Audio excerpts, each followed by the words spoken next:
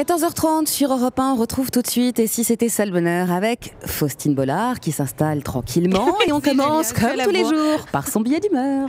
C'est la énième crise d'hystérie de Junior depuis qu'il passe devant ce chenil. Après avoir griffé la petite vieille qui passait au même moment sur le trottoir et vomi dans le caniveau pour attirer l'attention des gens qui attendaient le bus, vous comprenez que vous n'avez plus le choix. Vous devez adopter un chien, un chat, un lapin, un furet, une souris ou même une limace.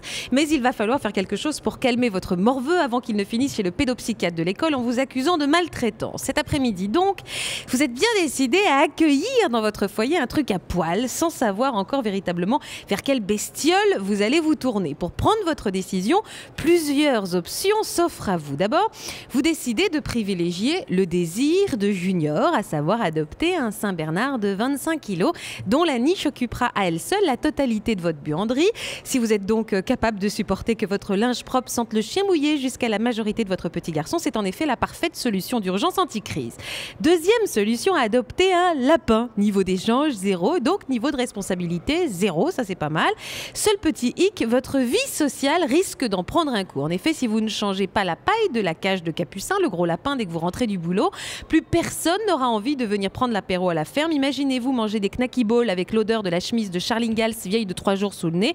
Objectivement, vous préférez encore aller boire un cacolac chez Nelly Olson. Conclusion, lapin égale solitude. Reste l'option hérisson, celle adoptée par un couple de mes amis dont l'enfant est depuis interné pour paranoïa aiguë. En effet, un soir, en rentrant à la maison, mes copains se sont mis à chercher Raymond, le hérisson, laissé dans le jardin avant d'aller chercher les petites à l'école.